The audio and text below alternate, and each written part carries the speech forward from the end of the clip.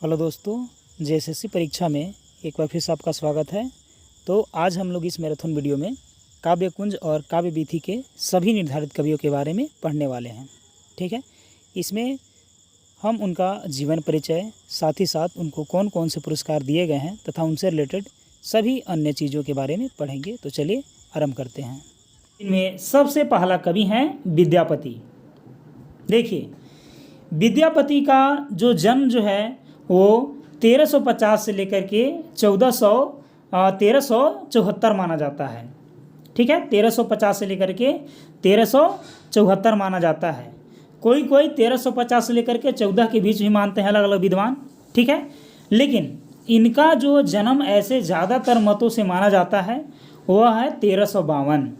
ठीक है, 1352 में विद्यापति जी का जन्म हुआ था और गांव का नाम था विस्पी। गांव का क्या नाम था? विस्पी, और ये मधुबनी जिला के अंतर्गत आता है। ठीक है, और विद्यापति का जो मृत्यु है वो 1448 माना जाता है। ठीक है, विद्यापति नगर में। ठीक है, अब देखिए, विद्यापति को मैथिली कवि कोकिल बोलते हैं। विद्यापति को मैथिल कवि कोकिल के नाम से जानते हैं, लेकिन इनका जो वास्तविक नाम था, ठीक है, इनका वास्तविक नाम था विद्यापति ठाकुर। क्या नाम था इनका वास्तविक नाम? इनका वास्तविक नाम था विद्यापति ठाकुर। ठीक है, इनके पिता का नाम था गणपति ठाकुर और माता का नाम था हांसनी देवी। ठीक है, गणपति ठाकुर और माता जी का नाम था हांसनी देवी। ठीक है, ये ज़्यादातर शैव मत के उपासक थे। दूसरे नंबर में वैष्णव मत को मानते थे। लेकिन ऐसे ऑप्शन में आएगा कि विद्यापति किस मत के अनुयायी थे, तो शैव मत मारिएगा। ठीक है, शैव मत। आगे देखिए, आगे है विद्यापति जी का रचना के बारे में। ठीक है, विद्यापति की रचना जो है वो है कीर्तिलता और मणिमंजरा नाटिका, पदावली और गंगा वाक्यावली और भू परिक्रमा। ठीक है, विद्यापति का मीनिंग होता है कि ज्ञान का स्वामी। ठीक है, विद्या मतलब ज्ञान और पति मतलब स्वामी, तो विद्यापति का अर्थ होता है ज्ञान का स्वामी। ठीक है, विद्यापति को जो इनके पास उपाधि था वो महाकवि का उपाधि था। इनको महाकवि भी बोला जाता था। ठीक है, इनकी भाषा जो थी वो संस्कृत थी, अवहट थी और मैथिली थी। ठीक है, और इनका जो रस था काव्यों का वो श्रृंगार रस था और भक्ति रस था। ठीक है, श्रृंगार रस और भक्ति रस।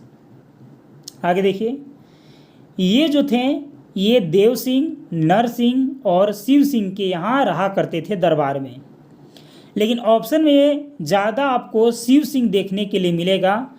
तो प्रश्न आएगा कि विद्यापति किसके दरबार में ज़्यादा रहते थे, तो शिव सिंह मारिएगा। ठीक है, शिव सिंह करेक्ट हो जाएगा।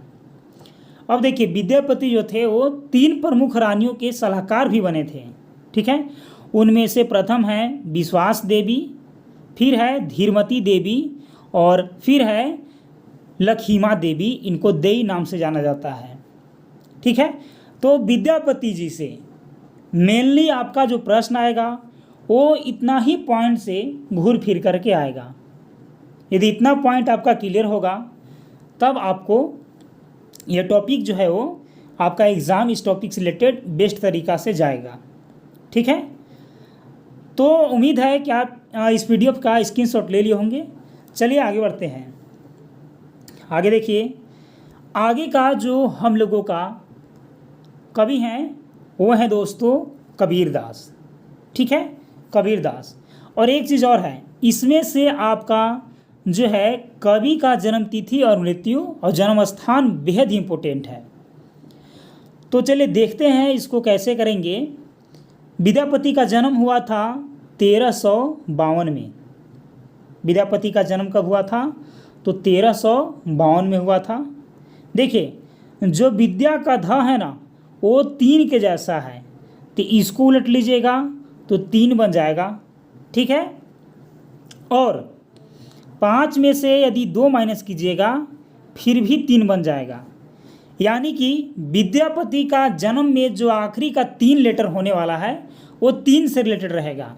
चाहे तो 3 रहेगा, चाहे तो 5 में से 3 माइनस कीजिएगा तो 3 रहेगा। तो याद रखिएगा कि विद्यापति का जो जन्म है वो ध में 3 जैसा है, तो 3 याद रखिएगा, और 5 में से 2 माइनस करेंगे तो 3 बन जाएगा, यानी कि 1352।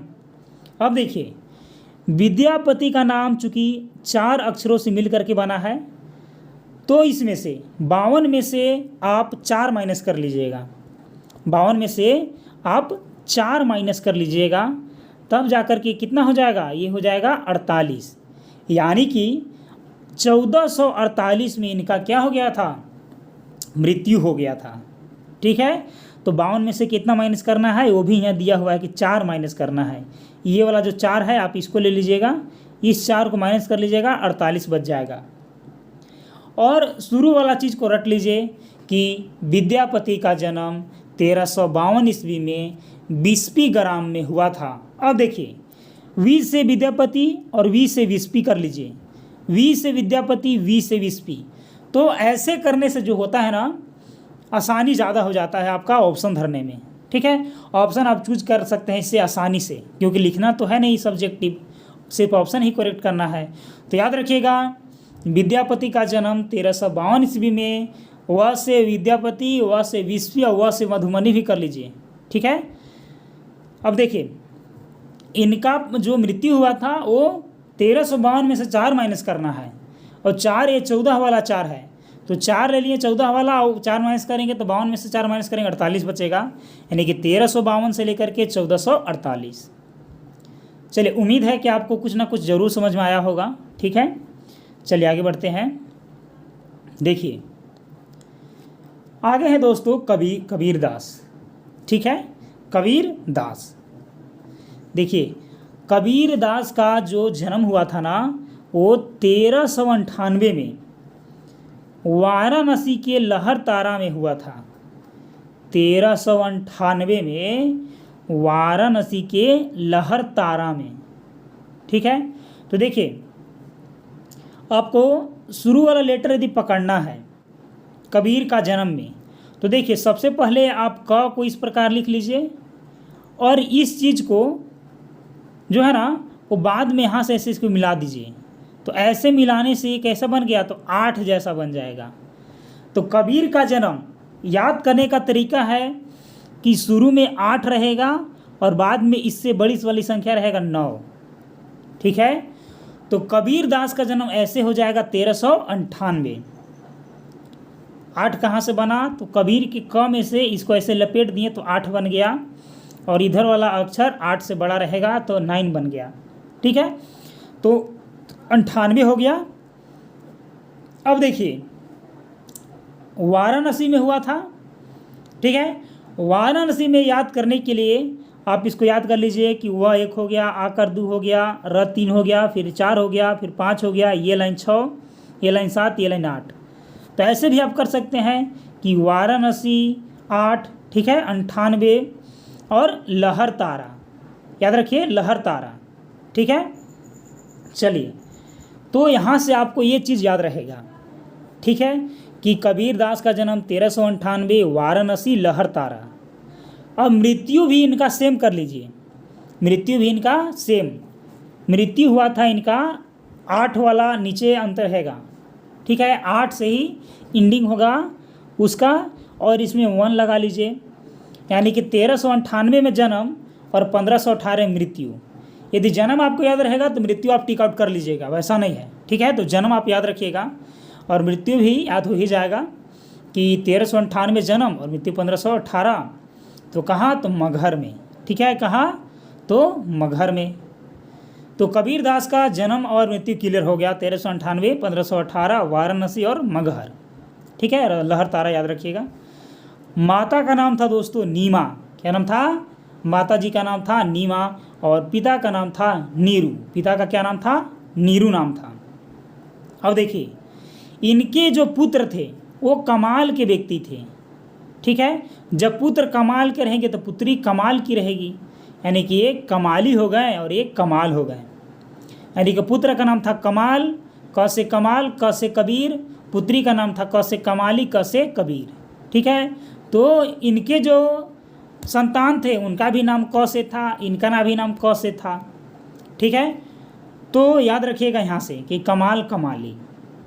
अब देखिए कबीर का जो रचना था दोस्तों वो था कबीर साखी। क्या था? कबीर साखी था। और एक था कबीर बीजक। क्या था? कबीर साखी और कबीर बीजक। कबीर साखी में आत्मा और परमात्मा का ज्ञान के बारे में बताया गया है। जो कबीर साखी है उसमें आत्मा और परमात्मा के ज्ञान के बारे में बताया गया है, याद रखिए। और देखिए जो कबीर बीजक है, बीजक जो है याद रखिए बीजक, इसमें कबीर का वाणी संग्रह है। कबीर का वाणी संग्रह है। तो ये प्रश्न आता है कि कबीर के वाणी संग्रह को किस ग्रंथ में समकालीन किया गया है? तो बीजक में।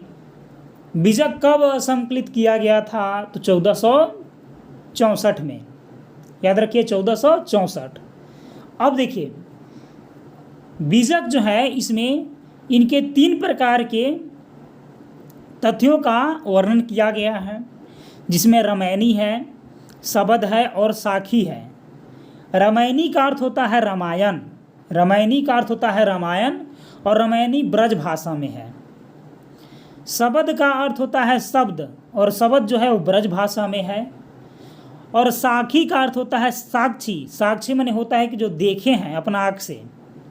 ठीक है वो। और साखी जो है ना वो राजस्थानी और पंजाबी में है। कहने का मतलब ये खड़ी बोली हिंदी में है साखी।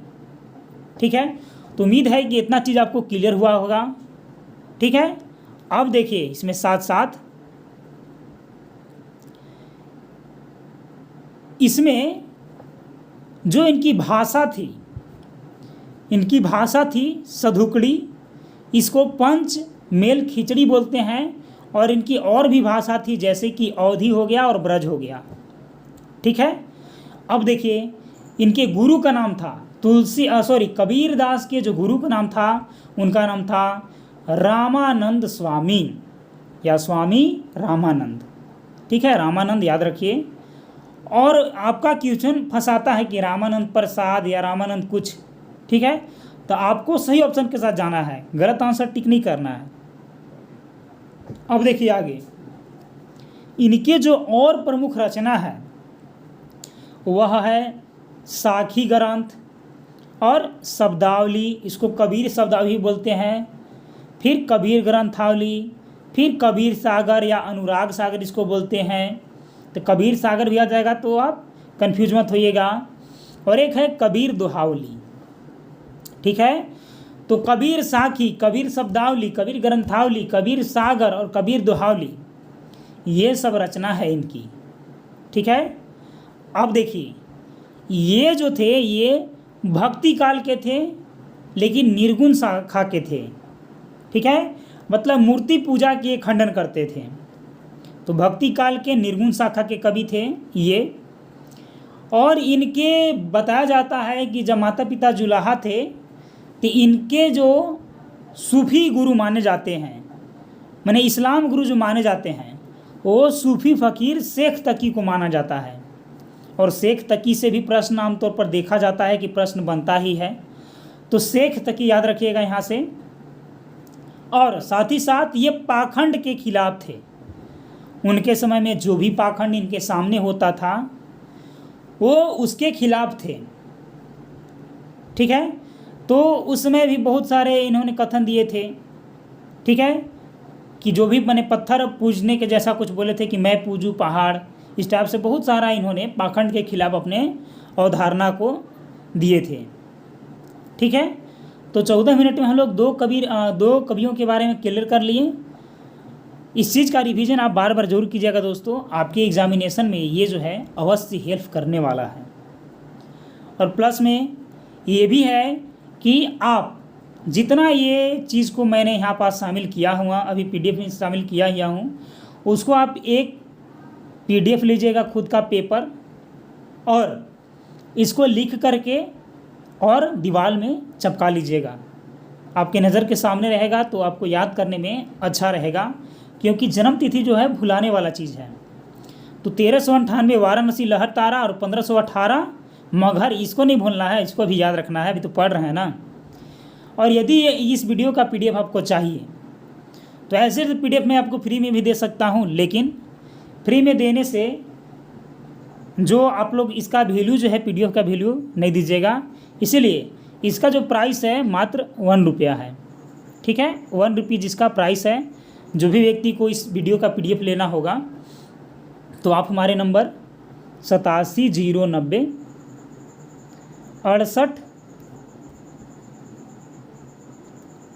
68 पर मैसेज कीजिएगा। ठीक है, रिवीजन एक्सप्रेस 1 लिख कर के मैसेज कीजिएगा और 1 रुपया हमारे अकाउंट में ट्रांसफ़र कीजिएगा। सेम नंबर है 8709 68 ये भी ऑनलाइन पेमेंट का नंबर है, UPI ID है मेरा, तो इस पर आप कर सकते हैं 1 रुपया। 1 रुपये में PDF आपको ये दिया जाएगा। ठीक है, चलिए आगे देखिए। आगे है दोस्तों सूरदास जी के बारे में। ठीक है, आगे किसके बारे में है तो सूरदास जी के बारे में है। देखिए, सूरदास का जो जन्म हुआ था ना, वो हुआ था 1478 में।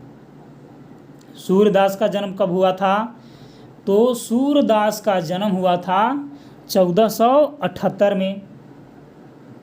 अब देखिए, जो भी व्यक्ति सूर्य रहेगा, कहने का मतलब कि जो भी व्यक्ति यदि अंधा रहेंगे उनको 7 या 8 में फर्क नहीं पड़ेगा, उनको 7 या 8 में फर्क नहीं पड़ेगा। तो कहने का तात्पर्य यह है कि सूरदास के जो जन्म हुआ था वो 1478 में हुआ था, 1478 में हुआ था। और बाकी का 4 आपको यदि यहाँ से इसको पकड़ना है कि 4 कहाँ से आया, तो सूरदास जी के नाम में 4 अक्षर हैं, इसीलिए 4 आप आगे लगा लीजिएगा। तो मैं आपसे प्रश्न पूछ रहा हूँ कि जो अंधा आदमी होगा उसको फर्क किस में नहीं पड़ेगा, तो 7 और 8 को पहचानने में फर्क नहीं पड़ेगा। और सूरदास के नाम में 4 अक्षर है, इसीलिए सूरदास का जन्म है दोस्तों 1478। और गांव का नाम क्या है सीही, गांव का नाम क्या है सीही। मतलब कि कोई जो व्यक्ति है वो अंधा है, यदि 1-2 कदम आगे चलेगा तो क्या हो सकता है, गिर सकता है। तो गिर को बोल रहे हैं हम लोग गिरी, और गिरी से हम लोग बना दे रहे हैं सीही। ठीक ही, क्या हो गया सीही बन गया। तो याद रखिएगा कि सूरदास का जन्म दोस्तों 7-8 में पता नहीं चलेगा, 4 अक्षर का नाम है 1478 और वो गिर जाएगा यानी कि सीही बन जाएगा। ठीक है, याद रखिएगा सीही। मृत्यु इनका याद हो जाएगा आसानी से, इसमें भी कुछ नहीं करना है आपको। देखिए, ये वाला अक्षर 5 है, ये वाला 8 है, ये वाला 3 है। तो 5 और 8 का अंतर कितना होता है, सॉरी 8 और 3 का अंतर कितना होता है, तो 5 होता है। 8 और 3 का अंतर कितना होता है, 5 होता है। तो आप यहाँ से इसको याद रखिएगा। 1478 में जन्म हुआ था सूरदास जी का, 1583 में पारसौली गांव में, ये भी याद रखना है कि पारसौली गांव में मृत्यु हुआ था। ठीक है, तो जन्म से ही मृत्यु पारसौली 1478 1583। ठीक है, और देखिए पिता का नाम था पंडित रामदास, पिता का नाम था पंडित रामदास। इनके जो घराना था दोस्तों, इनके पिता चूँकि गायक थे तो इनका घराना अच्छा था, माने कहने का मतलब है कि धन दौलत इनके पिताजी के पास अच्छा खासा था। ठीक है, चलिए आगे बढ़ते हैं। माता का नाम था जमुना दास। ठीक है, याद रखिए सूरदास के पिता का नाम था रामदास। ठीक है, और माता जी का नाम था जमुना दास। गुरु का नाम था आचार्य वल्लभाचार्य, आचार्य वल्लभाचार्य। तो देखिए आचार्य वाला नाम में भी आपको कन्फ्यूजन होगा, तो जो व्यक्ति सुर रहेगा उसको हम लोग क्या देंगे, हाथ से मदद करेंगे, हेल्प देंगे, तो बल देंगे। क्या देंगे, बल देंगे। तो सूर्य व्यक्ति को क्या देंगे, बल देंगे। तो सूर्य का हो जाएगा गुरु वल्लभाचार्य, सूर्य का गुरु कौन हो जाएंगे, तो वल्लभाचार्य हो जाएंगे। चलिए आगे देखिए, आगे है यहाँ पास कि जो भक्ति हैं ये कृष्ण भक्ति में संलिप्त रहते थे, सगुण व्यक्ति थे, सगुण कवि थे। श्रृंगार रस, वात्सल्य रस और शांत रस के महान ये कवि थे। इनका जो निवास है वो शुरू में था आगरा के गौ घाट के निकट, ठीक है, लेकिन बाद में इनका निवास स्थान था श्रीनाथ मंदिर। ब्रज भाषा में ज़्यादा अपना जो है बोली रखते थे, ब्रज भाषा में रचना करते थे। और श्रीनाथ मंदिर याद रखिएगा। और ज़्यादातर लोग मानते हैं कि इनकी शादी नहीं हुआ था, लेकिन कुछ कुछ विद्वानों का मत है कि इनकी शादी रत्नावली से हुआ था। तो ये भी चीज़ आपको याद रखना है, ठीक है। और देखिए अकबर के ये समकालीन थे, जो सूरदास थे ना वो अकबर के समकालीन थे, कृष्ण भक्त थे, बहुत बड़ा कृष्ण भक्त थे। और इनका जो शैली था वो वर्णात्मक शैली था, ठीक है। कैसा शैली था? तो वर्णात्मक शैली था। इनका उपाधि देखिए, ये तो अंधा थे लेकिन इनका उपाधि था हिंदी साहित्य के सूर्य, इनको बोला जाता है। सूरदास को हिंदी साहित्य का सूर्य बोला जाता है, या हिंदी के श्रेष्ठ कवि बोला जाता है। क्या बोला जाता है? हिंदी के श्रेष्ठ कवि बोला जाता है। और देखिए इनकी रचना है सूरसागर। कितना? सूरसागर है। सूर सरावली है। सूर सरावली में कितना पद है? तो 1107 पद है। सूर सरावली में कितना पद है? तो 1107 पद है। साहित्य लहरी में कितने पद संकलित हैं? तो 118 कूट पद संकलित हैं। साहित्य लहरी में 118 कूट पद संकलित हैं। अगला रचना है नल दमयंती और ब्याहली। इनका जो है ये रचना है। नागरी प्रचारिणी सभा के द्वारा 16 ग्रंथों का संकलन इनका वाला किया गया है, जिनमें से मोस्ट इम्पोर्टेंट है दशम स्कंद, नागलीला, भगवत, गोवर्धन लीला, सूरपचीसी और प्राण प्यारी। ये सब सूरदास की रचना है, तो आप इसको रट लीजिएगा, ठीक है। चलिए आगे देखिए।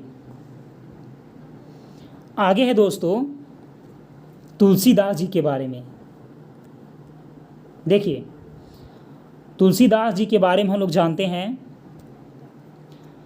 तुलसीदास का जो पूरा नाम था वो था गोस्वामी तुलसीदास। क्या नाम था? गोस्वामी तुलसीदास। इनकी उपाधि थी मानस की हंस। इनकी उपाधि क्या थी? मानस का हंस। और इनको राम बोला भी नाम था। वास्तविक नाम था इनका राम बोला, ठीक है। पिता का नाम था आत्माराम दुबे। पिता का नाम था आत्माराम दुबे। और माता का नाम था हुलसी देवी। माता क्या नाम था? हुलसी देवी नाम था माता का।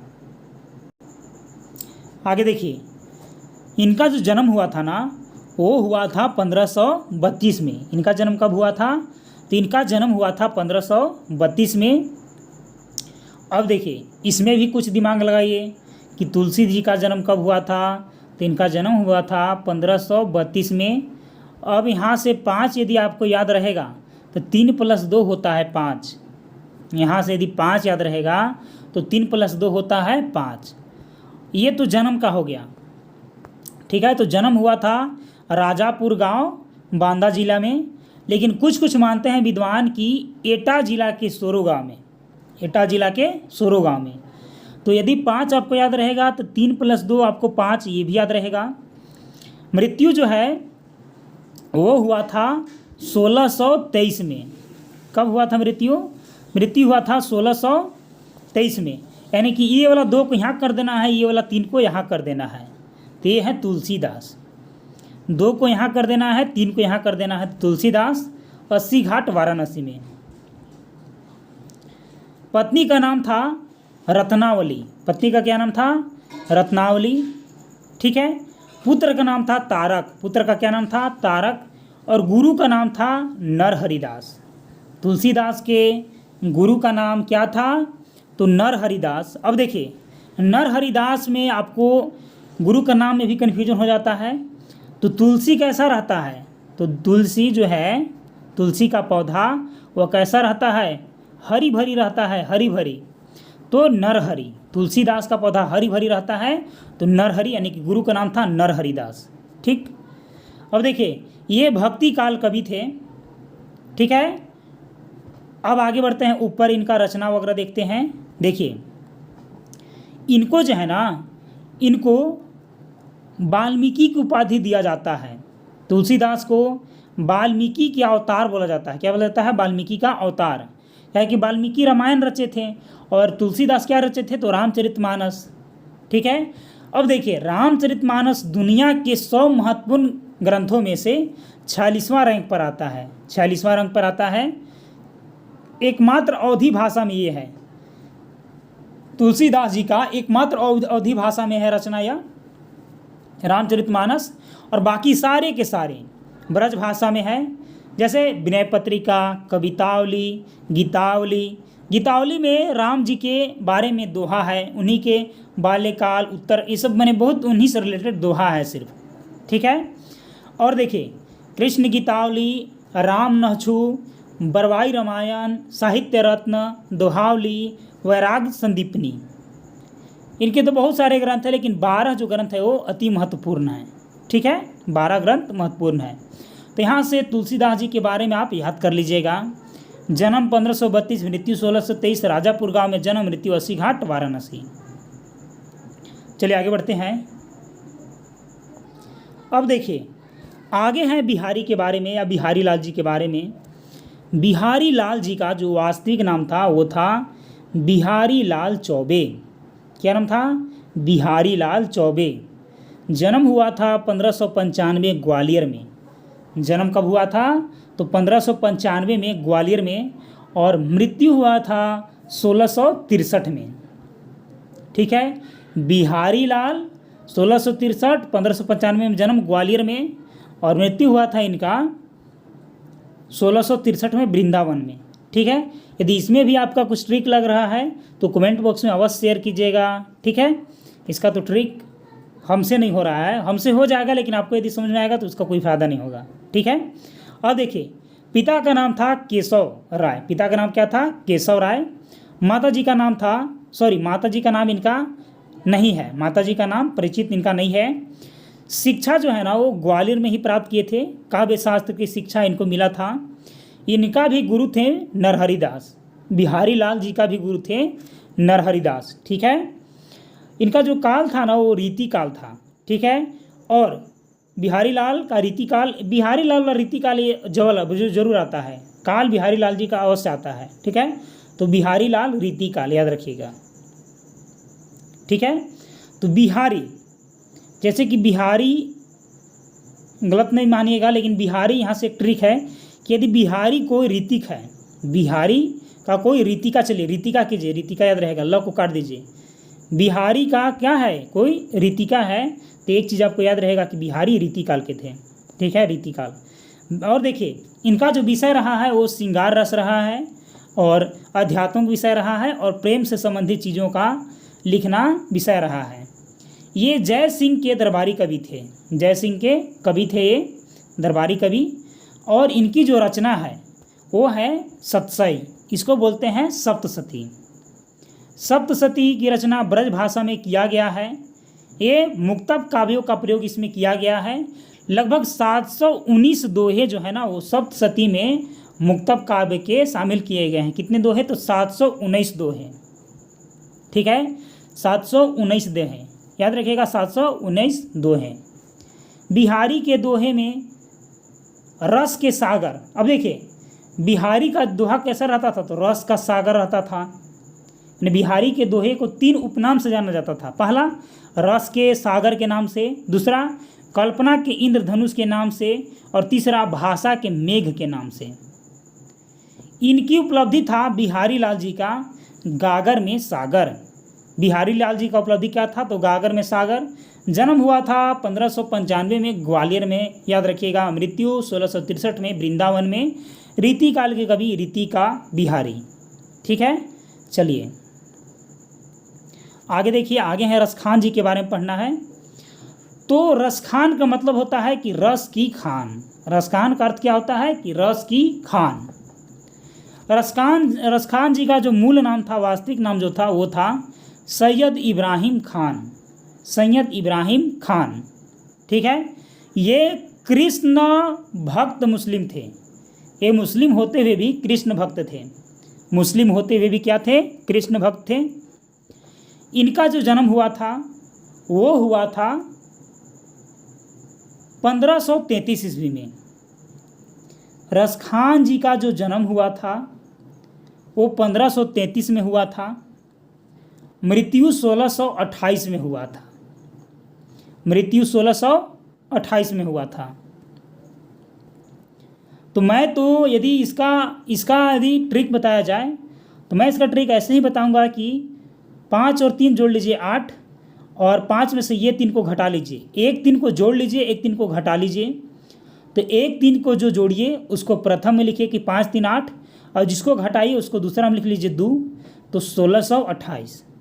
याद रखिए 1628। तो जन्म हुआ था रसखान जी का जन्म हुआ था 1533 में। ठीक है, 1533 में हुआ था जन्म रसखान जी का, और मृत्यु हुआ था 1628 में मथुरा में। अब जन्म इनका कोई कोई मानते हैं कि काबुल में हुआ था, कोई कोई जन्म इनका मानते हैं 1548 में, और अन्य जो महत्वपूर्ण विद्वान है वो पिनाही दिल्ली के निकट मानते हैं कि इनका जन्म हुआ था। ये भी क्या थे, रसखान जो थे, रस रसखान रसे रीतिकालीन, रसे रसखान रसे रीतिकालीन थे। गुरु का नाम था विठल नाथ। गुरु का नाम क्या था, विठल दास या विठल नाथ। ठीक है, तो देखिए किसी को आप रस की खान में अगर डाल दीजिएगा, रस की खान में यदि किसी को आप ले जाइएगा तो क्या रहेगा, बैठल रहेगा हुआ ही, रस पीने के चलते।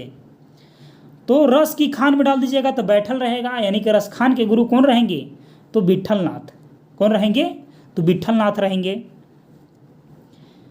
अब देखिए इन्होंने क्या किया था रसखान जी ने, तो भागवत का अनुवाद किया था फारसी में और हिंदी में।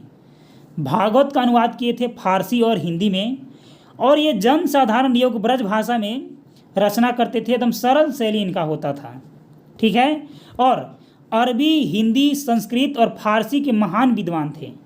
अरबी हिंदी संस्कृत और फारसी के महान विद्वान थे।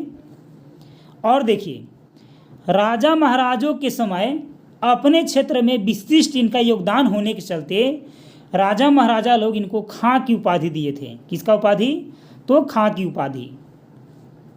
इनका रचना जो है वो सुजान रस खान है और प्रेम वाटिका है। प्रेम वाटिका में 25 दोहे संकलित किए गए हैं, और सुजान रस खान में 139 छंद शामिल किया गया है।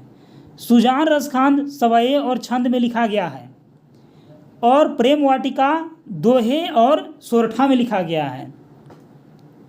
सुजान रस खान में 139 छंद हैं, प्रेम वाटिका में 25 दोहे हैं। तो यहाँ से क्लियर हो गया। अब किसी को आप रस के खाने बैठा लीजिएगा तो क्या रहेगा, बैठल रहेगा, यानी कि विठल दास है विठल नाथ, ऐसे याद कीजिए। कुछ ना कुछ लगाना होगा ट्रिक ना। चलिए हम लोग का आखिरी जो कवि है इस वीडियो का वो है दोस्तों भूषण जी। कौन है, भूषण जी। तो जो भूषण थे ना, इनका जन्म हुआ था 1613 में। 1613 में कानपुर में हुआ था, तिकवामपुर गांव में। तिकवामपुर गांव में हुआ था कानपुर में, और मृत्यु हुआ था 1715 में। भूषण जी का मृत्यु हुआ था 1715 में, और जन्म हुआ था 1613 में। भूषण ना, तो भूषण आप ऐसे याद रखिए कि ये जो थे ना, ये 98 वर्ष जिए थे। भूषण 98 वर्ष जिए थे। ठीक है, लेकिन एक चीज़ यहाँ से इसको याद रखना बेहद इंपॉर्टेंट है कि 1613 से 98 जोड़ना है। 1613 में 98 जोड़िएगा तब ना 1715 आएगा। तो ऐसे याद रखिए 1715। ठीक है, अब देखिए एक मिनट, 102 साल एज ये थे दोस्तों, 102 साल, क्योंकि 1713 रहता तब तो 100 साल हो गया वहीं पास। 102 साल एज ये थे। तो भूषण जी का नाम में 3 अक्षर है, तो आखिरी में 3 अक्षर कर लीजिए। 1613 से लेकर के 1715। ठीक है, कानपुर तिकवामपुर गांव, और पिता का नाम था इनका रत्नाकर त्रिपाठी। भूषण के पिता का क्या नाम था, तो रत्नाकर। अब देखिए जब भू को खनन कीजिएगा तो भू को खनन करने पर क्या निकलेगा? रत्न निकलेगा। क्या निकलेगा? रत्न निकलेगा, रत्न निकलेगा। तो भू से हो गया भूषण, रत्न से हो गया रत्नाकर त्रिपाठी। भूषण की उपाधि जो था वो चित्रकूट के राजा हृदयराज, ठीक है, हृदयराज के पुत्र रुद्र शाह ने दिया था। भूषण की उपाधि कौन दिया था? तो रुद्र शाह ने।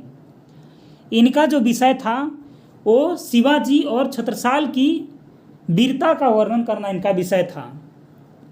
तो वीरता कहाँ रहेगा? जहाँ वीर रस रहेगा। तो वीर रस का जो सर्वश्रेष्ठ कवि हैं वह है भूषण जी। कौन है? तो भूषण जी हैं।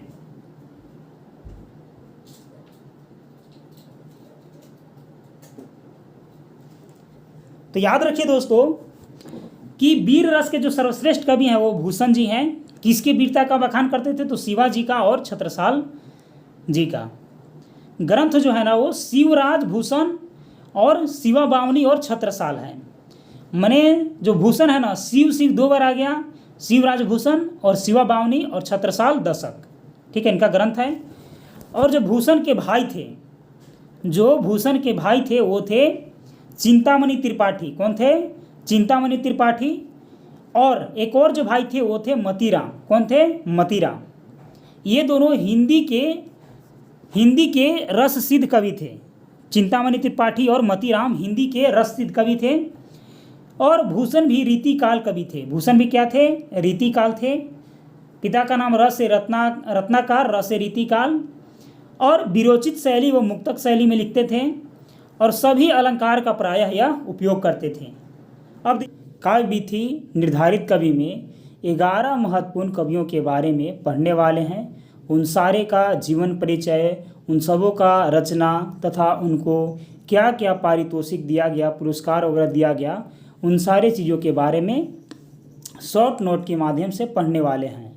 ठीक है, चूँकि जो भी वीडियो आया होगा इसी टॉपिक से संबंधित, ठीक है, तो उस समय वो वीडियो काफ़ी लंबा हो गया होगा। ठीक है, तो उसी को ध्यान में रखते हुए हम लोग एक रिवीजन एक्सप्रेस सेशन आरंभ किए हैं, जिसमें कि आपको सभी टॉपिकों को फटाफट से रिवीजन हो जाएगा। और इसमें जो डाटा का प्रयोग किया गया है वो लगभग 99% डाटा एक्चुअल डाटा है। ठीक है, रिवीजन में आपको डाटा का मिस्टेक होने का कोई ये जो है कि मिस्टेक नहीं होगा। ठीक है, इसमें कंप्लीट डाटा लिया जाएगा जो कि आपका एग्ज़ाम के दृष्टिकोण से बेहद ही महत्वपूर्ण होगा। ठीक है, तो आप इन सभी डाटाओं को अपने नोट कॉपी में नोट कर सकते हैं और साथ ही साथ आप चाहे तो इसका खुद से भी शॉर्ट नोट ऐसे तैयार कर सकते हैं। ठीक है, हर एक लेखकों का, हर एक कवियों का आप स्क्रीनशॉट लेते जाइएगा और वहाँ से आप चाहे तो खुद अपना शॉर्ट नोट तैयार कर लीजिएगा। ठीक है दोस्तों, तो चलिए हम लोग आरंभ करते हैं। सबसे पहले कि जान लेते हैं कि आखिर कौन कौन से कवि हैं। तो देखिए, पहला कवि हैं भारतेंदु हरिश्चंद्र, तो पहले नंबर में हम लोग इनके बारे में पढ़ेंगे। दूसरा है मैथिली शरण गुप्त, तीसरा सूर्यकांत त्रिपाठी निराला, 4 नंबर सुमित्रानंदन पंत, 5 में महादेवी वर्मा, 6 में जयशंकर प्रसाद, 7 में रामधारी सिंधिनकर, 8 में अज्ञय, 9 में नागा अर्जुन, 10 में सर्वेश्वर दयाल सक्सेना और 11 में धूमिल। ठीक है, तो चलिए आरंभ करते हैं भारतेंदु हरिश्चंद्र से। देखिए, भारतेंदु हरिश्चंद्र जो है ना, इनका एक्चुअल अगर नाम देखा जाए तो इनका एक्चुअल नाम था दोस्तों हरिश्चंद्र। इनका नाम क्या था? हरिश्चंद्र। लेकिन जो भारतेंदु है ना, इनकी उपाधि थी। तो देखिए यहाँ पास है कि इनका जो मूल नाम था वो था हरिश्चंद्र और जो उपाधि था इनका, वो उपाधि था भारतेंदु की। ठीक है, तो इनका जन्म हुआ था दोस्तों 9 सितंबर 1850 वाराणसी में। आपको ईयर याद होना बहुत इंपॉर्टेंट है। ठीक है, 1850 आपको याद रहना बेहद इंपॉर्टेंट है। ठीक है, और इनकी मृत्यु जो हुआ था 6 जनवरी 1885 को, यानी कि ये जो है वो 35 वर्ष इनका हुआ था। ठीक है, और इनकी मृत्यु हो गई थी। हिंदी साहित्य के पितामह के नाम से इनको हम लोग जानते हैं। ठीक है, हिंदी साहित्य के पितामह के नाम से हम लोग इनको जानते हैं। ठीक है, और इनका जो मूल नाम था वो हरिश्चंद्र है और भारतेंदु इनकी उपाधि थी। ठीक है, अब देखिए, पिता जो थे वो थे बाबू गोपाल चंद्र। तो गोपाल चंद्र जो थे ना वो भी एक कवि थे। ठीक है, और इनका जो काल रहा है वो आधुनिक काल की शुरुआत वाला पीरियड रहा है। ठीक है, और नाटक लिखने का शुरुआत जो है ना वो बांग्ला के विद्या सुंदर नाटक के अनुवाद से आरंभ किए थे। मतलब सबसे पहले बार नाटक का ये अनुवाद किए थे, उसके बाद ही नाटक में खुद की रचना दिए थे। ठीक है, इनकी जो रचना है वह है अंधेर नगरी, भारत दुर्दशा, ठीक है, नीलम देवी, सुलोचना। तो इस प्रकार से इनकी रचना है। ठीक है, अब देखिए नियमित नाटक प्रथम रचनाकार, मतलब जो नियमित रूप से नाटक लिखते थे ये उसमें से प्रथम नाटककार थे। ठीक है, अब देखिए इन्होंने हरिश्चंद्र मैगजीन भी संपादित किया था 1873 में। ठीक है, और जो बाल बोधनी ग्रंथ है इसमें महिला शिक्षा के लिए बात कहा गया है। ठीक है, और देखिए मुद्रा राक्षस का भी इन्होंने अनुवाद किया था। ठीक है, और शेक्सपियर का जो नाटक था मर्चेंट ऑफ वेनिस उसका भी अनुवाद ये कर रहे थे, लेकिन उसी अनुवाद के बीच इनकी मृत्यु हो गई थी, तो अनुवाद वो अधूरा रह गया था। हिंदी, उर्दू, बांग्ला, इंग्लिश इत्यादि भाषाओं के जानकार थे। ठीक है, इन्होंने बहुत सारे भाषाओं का अध्ययन पहले ही कर चुके थे ये। आगे है इसके बाद कि 1880 में पत्रकारों ने इनको भारतेंदु की उपाधि, ठीक है, तो प्रश्न आ सकता है कि भारतेंदु की उपाधि हरिश्चंद्र को किसने दिया था, तो याद रखिएगा 1880 में पत्रकारों ने दिया था। ठीक है, तो सारे के सारे मोस्ट इम्पोर्टेंट थिंग जो है वो भारतेंदु जी से रिलेटेड यहाँ पास आपको शामिल कर दिया गया है। ठीक है, इनका काव्य भाषा था ब्रज भाषा, यानी कि ब्रज भाषा को भी जानते थे, और समस्त रचना जो है इनका 175 है, और काव्य ग्रंथों की जो संख्या है वो 70 है। ठीक है, तो चलिए हम लोग 1 मिनट में इसको रिकॉल कर लेते हैं। देखिए दोस्तों, भारतेंदु हरिश्चंद्र के बारे में, तो भारतेंदु हरिश्चंद्र का जो मूल नाम था वो हरिश्चंद्र था, और भारतेंदु इनकी उपाधि थी। इनका जन्म 9 सितंबर 1850 ईस्वी को वाराणसी यूपी में हुआ था। मृत्यु 6 जनवरी 1885 को 35 साल की अवस्था में हो गया था। हिंदी साहित्य के पितामह के नाम से इसको जाने जाते हैं इनको, और इनके जो पिता थे वो थे बाबू गोपाल चंद्र जो कि कवि थे। काल जो था वो आधुनिक काल की शुरुआत था, और नाटक लिखने का शुरुआत इन्होंने बांग्ला के विद्या सुंदर नाटक के अनुवाद से आरंभ किए थे। इनकी रचना है अंधेर नगरी, भारत दुर्दशा, नीलम देवी और सुलोचना। ठीक है, और ये नियमित रूप से नाटक लिखने वाले प्रथम रचनाकार थे। और हरिश्चंद्र जो मैगजीन था इसका प्रकाशन इन्होंने किया था 1873 में। बाल बोधनी महिला शिक्षा से संबंधित है, और मुद्रा राक्षस का अनुवाद इन्होंने किया था। शेक्सपियर का नाटक मर्चेंट ऑफ वेनिस का इन्होंने अनुवाद अपूर्ण इनका रह गया था। हिंदी, उर्दू, बांग्ला, इंग्लिश और ब्रज भाषाओं के ये जानकार थे। 1880 में पत्रकारों ने इनको भारतेंदु को उपाधि दिया था, और काव्य भाषा जो था वो ब्रज भाषा था। समस्त रचना 175 है, और काव्य ग्रंथों की संख्या 70 है। तो उम्मीद है दोस्तों कि आपको भारतेंदु जी से रिलेटेड जो भी क्वेरी होगी पहले वो अब ठीक हो गई होगी। ठीक है, तो चलिए अब आगे बढ़ते हैं। आगे देखिए, आगे है मैथिली शरण गुप्त के बारे में। मैथिली शरण गुप्त के बारे में आप यहाँ से इसका स्क्रीनशॉट कर सकते हैं दोस्तों। ठीक है, चलिए अब हम लोग इनके बारे में पढ़ते हैं। देखिए मैथिली शरण गुप्त। ठीक है, तो मैथिली शरण गुप्त का जो जन्म हुआ था ना वो हुआ था 1886 में। ठीक है, कब हुआ था, तो 1886 में हुआ था, और इनका जो मृत्यु हुआ था वो हुआ था 1964 में। ठीक है, 1964 में मृत्यु हुआ था 78 वर्ष की उम्र में। इनके पिता का नाम था सेठ रामचरण गुप्त। क्या नाम था, तो सेठ रामचरण गुप्त नाम था, और माता का नाम था काशीबाई। माता का नाम था काशीबाई। गुरु का नाम था Mahavir Prasad Dwivedi. Most important thing ये भी है, गुरु का नाम ही पूछ ले जाता है मैथिली शरण गुप्त का, तो गुरु का नाम है महावीर प्रसाद द्विवेदी। भाषा जो है इनकी वो है ब्रज भाषा, और इनके लिए 25 पैसे का डाक टिकट भी जारी किया गया था। और खड़ी बोली के प्रथम महाकवि थे। खड़ी बोली के प्रथम महाकवि थे मैथिली शरण गुप्त। ठीक है, और देखिए, और साथ ही साथ इनका जो उपनाम था ना वो दद्दा था। इनको लोग दद्दा के नाम से जाने जाते थे। ठीक है, उपनाम क्या था, तो दद्दा था। आगे देखिए, रचना जो है वह है भारत भारती 1912। भारत भारती में वे है ना स्वतंत्रता संग्राम से संबंधित चीज़ों के बारे में लिखे थे। उसके लिए इनको जेल भी जाना पड़ गया था, लेकिन जो महात्मा गांधी थे ना इनको बहुत अच्छा कवि मानते थे, ठीक है, क्योंकि राष्ट्रवादी इत्यादि टाइप से चीज़ लिखते थे। इसीलिए महात्मा गांधी ने इनको राष्ट्र कवि की पदवी दी थी। महात्मा गांधी ने इनको राष्ट्र कवि की पदवी दिए थे। और इनके जन्म दिवस यानी कि 3 अगस्त को ही हम लोग कवि दिवस के रूप में जानते हैं भारत में, ठीक है, कवि दिवस। ठीक है, आगे देखिए, इनका जो युग था वो द्विवेदी युग था, ठीक है। और उपाधि जो था 1954 में पद्म भूषण, 1952 में मनोनीत राज्यसभा के सदस्य राष्ट्रपति द्वारा, और साकेत के लिए 1935 में हिंदुस्तानी अवार्ड अकादमी का पुरस्कार मिला था, और 500 रुपये का मंगला प्रसाद पारितोषिक 1936 में मिला था, और साहित्य वाचस्पति 1946 इनको मिला था। ये भी इम्पोर्टेंट प्रश्न आ जाता है कभी कभी। अब देखिए, प्रमुख जो रचना है वह है भारत भारती, साकेत, यशोधरा, पंचवटी, द्वापर और जयद्रथ वध। ठीक है, तो हम लोग इनका जीवनी के बारे में फिर से पढ़ते हैं, रिकॉल करते हैं। देखिए, मैथिली शरण गुप्त का जन्म हुआ था 3 अगस्त 1886 ईस्वी को चिरगांव यूपी में। मृत्यु हुआ था 1964 को 78 वर्ष की उम्र में। पिता का नाम था सेठ रामचरण गुप्त और माता का नाम था काशीबाई।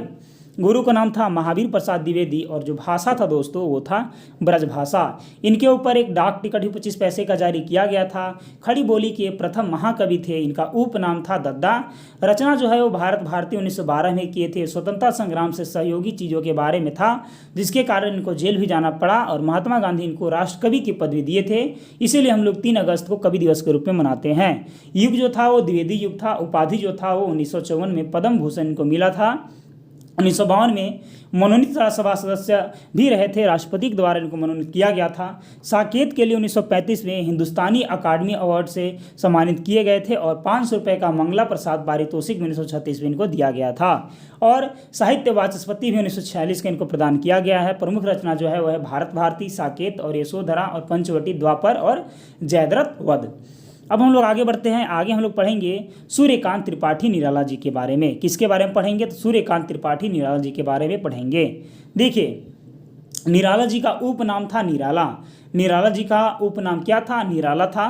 और इनका जो जन्म हुआ था वो हुआ था 21 फरवरी 1899 को मिदनापुर वेस्ट बंगाल में। मिदनापुर वेस्ट बंगाल में 62 साल की उम्र में इनकी मृत्यु हुई थी 1961 में प्रयागराज में। पिता का नाम था पंडित राम सहाय त्रिपाठी और माता का नाम था रुक्मणी। ठीक है, आगे देखिए, पत्नी का नाम था मनोहर देवी, और युग जो था वो छायावादी था। युग क्या था? छायावादी युग था। ठीक है, जन्म एक बार फिर से देखिए 1899 से 1961, 1899 से 1961। ठीक है, चलिए आगे देखिए। आगे है रचना जो था इनका गीतिका था, राम की शक्ति पूजा था, सरोज स्मृति था, अनामिका था, परिमल था, तुलसीदास था, कुकुरमुत्ता था और नए पत्ते हैं। ठीक है, भाषा जो था इनका वो था हिंदी, बांग्ला, इंग्लिश, संस्कृत। हिंदी, बांग्ला, इंग्लिश, संस्कृत। इनके जो संतान थे वो एक पुत्री थी, और जूही की कली जो है 1922 में प्रकाशित किया गया था। इनका जो उपन्यास है वह है अप्सरा, अलका, चमेली, प्रभावती और काले करनामे। ठीक है, और ये मुक्त छंद के प्रणेता थे। मुक्त छंद के प्रणेता कौन थे? तो सूर्यकांत त्रिपाठी निराला थे। बचपन का नाम था सूर्य कुमार। बचपन का क्या नाम था? सूर्य कुमार नाम था। पढ़ाई 9वीं तक किए थे। पढ़ाई 9वीं तक किए थे, और कहानी लिखे थे लिली, सखी, देवी और चतुरी चमार और सुकुल की बीवी। चलिए ठीक है, फिर से हम लोग क्या करते हैं, इसको रिकॉल करते हैं और आगे बढ़ते हैं। देखिए, सूर्यकांत त्रिपाठी निराला, इनका जो उपनाम था वो निराला था। जन्म हुआ था 1899 में मिदनापुर में, वेस्ट बंगाल में, और 62 वर्ष की उम्र में 1961 में प्रयागराज में मृत्यु हो गया था। ठीक है, अब आगे देखिए, पिता का नाम था पंडित राम सहाय त्रिपाठी और माता का नाम था रुक्मणी देवी, और पत्नी का नाम था मनोहर देवी। युग जो था वो छायावादी था। रचना जो था वो गीतिका, राम की शक्ति पूजा, सूरज स्मृति, अनामिका, परिमल, तुलसीदास, कुकुरमुत्ता और नए पत्ते। भाषा जो था वो हिंदी, बांग्ला, इंग्लिश और संस्कृत था। संतान एक पुत्री थे, और जूही की कली जो है 1922 में संपादित किया गया था। आगे है इनका उपन्यास जो है वो अप्सरा है, और अलका है, चमेली है, प्रभावती है और काले करनामे है, और मुक्त छंद के प्रणेता थे। और बचपन का नाम था सूर्य कुमार, और पढ़ाई 9वीं तक किए थे। कहानी जो था वो लिली था, सखी था, देवी था, चतुरी चमार था और शुक्ल की बीबी था। ठीक है, चलिए आगे बढ़ते हैं। आगे देखिए, छायावादी में 4 महान कवि आते हैं, जिसमें कि जयशंकर प्रसाद आते हैं, सुमित्रानंदन पंत आते हैं, निराला आते हैं और महादेवी वर्मा आते हैं। ठीक है, तो अभी हम लोग पढ़ने वाले हैं सुमित्रानंदन पंत जी के बारे में। ठीक है, सुमित्रानंदन पंत जी के बारे में अभी हम लोग पढ़ने वाले हैं। देखिए इनका मूल नाम था सुमित्रानंद पंत जी का गुसाई दत्त। सुमित्रानंद पंत का मूल नाम क्या था? गुसाई दत्त था। जन्म हुआ था 1900 में कौसानी यूपी में। जन्म हुआ था 1900 ईस्वी में कौसानी यूपी में। मृत्यु 1977 में 77 वर्ष की उम्र पर इलाहाबाद में। पिता का नाम था पंडित गंगा दत्त। पिता का नाम था पंडित गंगा दत्त और माता का नाम था सरस्वती देवी। सुमित्रानंदन पंत के माता का नाम था सरस्वती देवी। उच्च शिक्षा इनको मिला था इलाहाबाद से और उसके बाद में क्वींस कॉलेज से। भाषा जो है वो संस्कृत है, इंग्लिश है, बांग्ला है, हिंदी है, ठीक है। और ये अविवाहित रहने का फैसला किए थे। और काव्य धारा इनका है छायावादी और शैली है गीतात्मक। शैली क्या है? तो गीतात्मक है। अब इसको करेक्ट लिख लीजिएगा। अब देखिए पुरस्कार जो है ना वो है पद्म भूषण 1961। पुरस्कार क्या है? पद्म भूषण 1961। ज्ञानपीठ पुरस्कार 1968 और 1950 में ऑल इंडिया रेडियो के परामर्शदाता भी बने थे। और साहित्य अकादमी पुरस्कार इनको मिला है और सोवियत लैंड नेहरू पुरस्कार भी इनको मिला है। और साथ ही साथ इनका जो काव्य है वह है बीना ग्रंथि, पल्लव, गुंजन और स्वर्ग किरण, युगांत, युगवाणी और लुकायतन। नाटक है इनका वो है रजत रश्मि और शिल्पी और ज्योत्सना। और इनका जो उपन्यास है वह है हार। चलिए एक बार फिर से हम लोग इसको पढ़ते हैं। देखिए सुमित्रानंदन पंत का मूल नाम था गुसाई दत्त। जन्म हुआ था 1900 को कौसानी यूपी में। मृत्यु हुआ था 1977 को इलाहाबाद में। पिता का नाम था पंडित गंगा दत्त। माता का नाम था सरस्वती देवी। उच्च शिक्षा जो मिला था वो इलाहाबाद और क्वींस कॉलेज से मिला था। भाषा है संस्कृत, इंग्लिश, बांग्ला, हिंदी। अविवाहित रहने का इन्होंने फैसला किया था। काव्य धारा है छायावादी, शैली है गीतात्मक। पुरस्कार मिला था पद्म भूषण 1961 का, ज्ञानपीठ पुरस्कार 1968 का। 1950 में ऑल इंडिया रेडियो के परामर्शदाता भी नियुक्त हुए थे। और साहित्य अकादमी पुरस्कार इनको मिल चुका है और सोवियत लैंड नेहरू पुरस्कार इनको मिल चुका है। और जो काव्य है इनका वह है बीना ग्रंथि, पल्लव, गुंजन, स्वर्ग किरण, युगांत, युगवाणी, लोकायतन। नाटक है इनका रजत रश्मि, शिल्पी और ज्योत्सना। और उपन्यास है इनका हार। चलिए आगे बढ़ते हैं महादेवी वर्मा की तरफ। देखिए महादेवी वर्मा, महादेवी वर्मा को आधुनिक मीरा बोलते हैं। महादेवी वर्मा को क्या बोलते हैं? तो आधुनिक मीरा बोलते हैं, ठीक है। याद रखिए महादेवी वर्मा को आधुनिक मीरा भी बोलते हैं। और साथ ही साथ हिंदी के विशाल मंदिर के सरस्वती के नाम से इनको बोलते हैं। हिंदी के विशाल मंदिर के सरस्वती किसने बोला? तो निराला जी ने इनको ये बोले थे। जन्म हुआ था इनका 27 मार्च 1907 को फर्रुखाबाद यूपी में।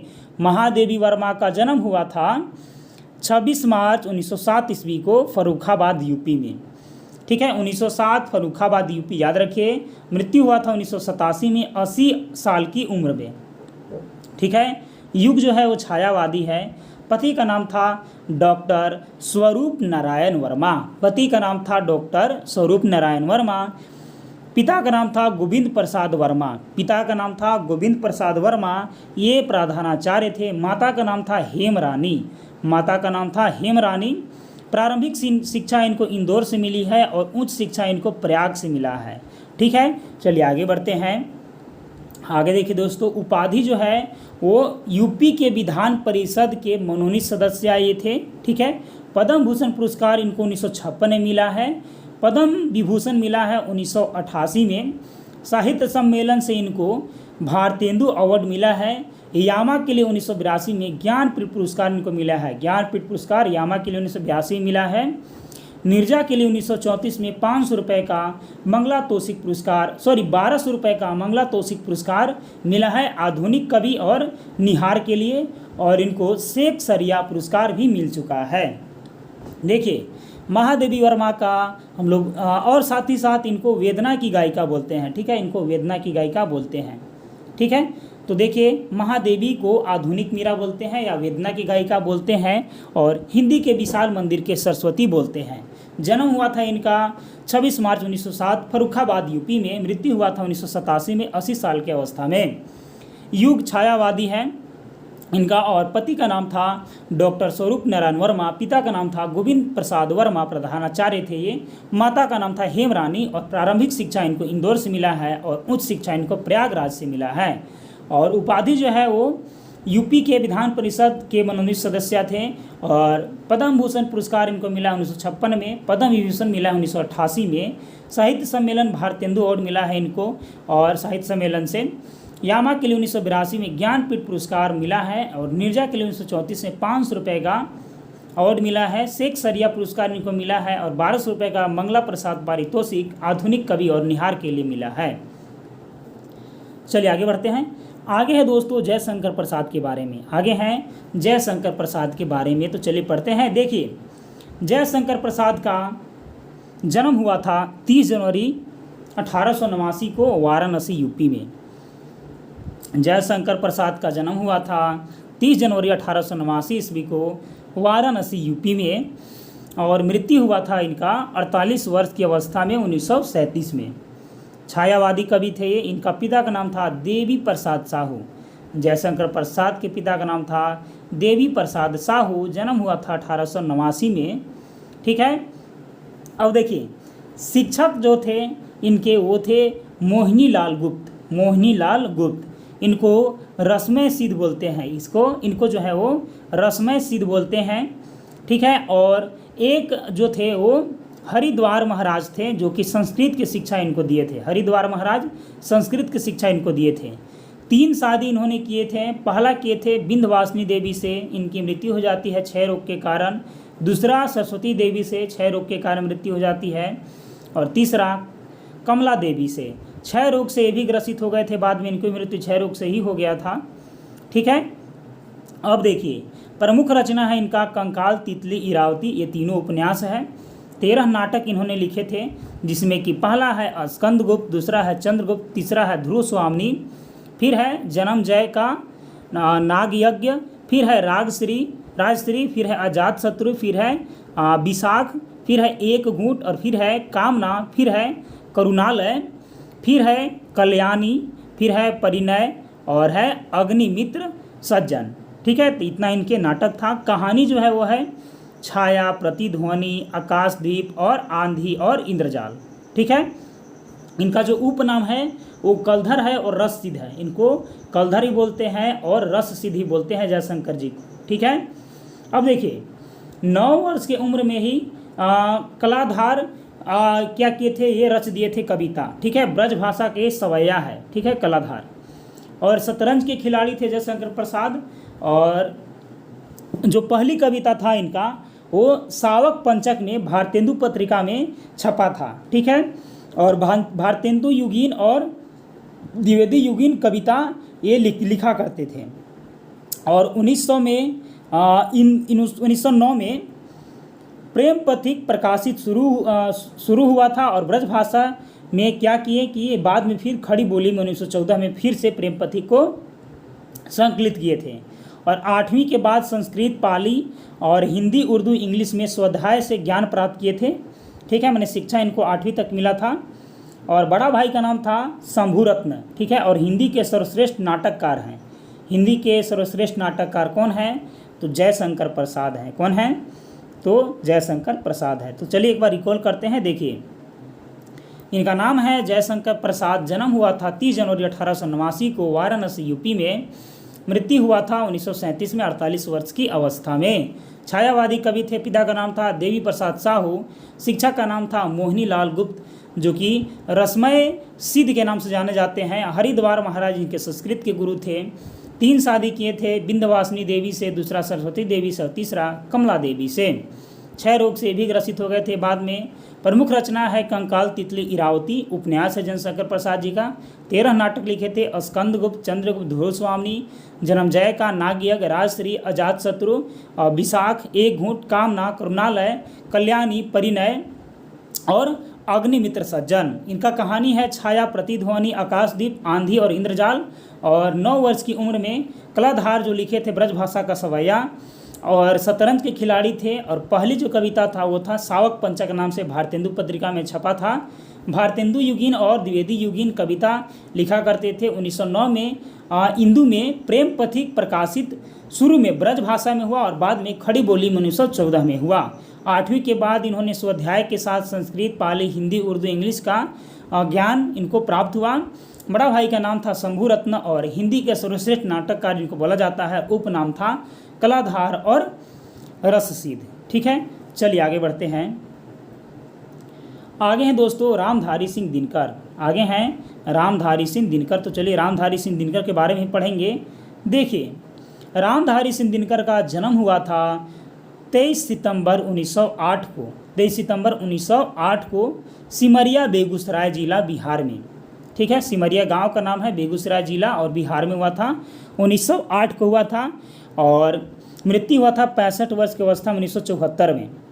आधुनिक युग के वीर रस के सर्वश्रेष्ठ कवि हैं रामधारी सिंह दिनकर। आधुनिक युग के वीर रस के सर्वश्रेष्ठ कवि हैं रामधारी सिंह दिनकर।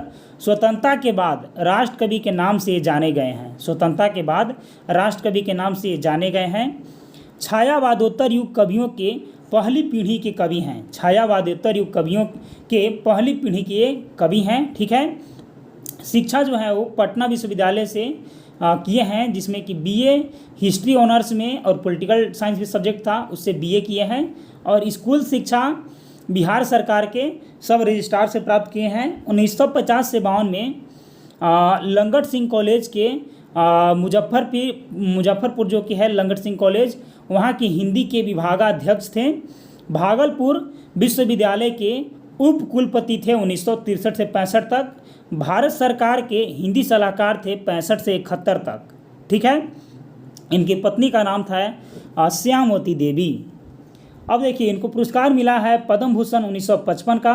ठीक है, अब आगे देखिए, इनको संस्कृत के 4 अध्याय के लिए इनको साहित्य अकादमी पुरस्कार 1959 से सम्मानित किया गया है। और उर्वशी के लिए भारतीय ज्ञानपीठ पुरस्कार 1972 में दिया गया है। उर्वशी के लिए रामधारी सिंह दिनकर को भारतीय ज्ञानपीठ पुरस्कार 1972 में दिया गया है। कुरुक्षेत्र में 100 काव्य में से 74वां है। मैंने कुरुक्षेत्र जो है ना विश्व के 100 महाकाव्य में से 74वें नंबर का काव्य है। 1952 से 64 तक राष्ट्रपति द्वारा मनोनीत सदस्य थे ये। 34 काव्य है, 26 इनका गद्य है, 11 निबंध है, महाकाव्य 2 है, कुरुक्षेत्र और उर्वशी।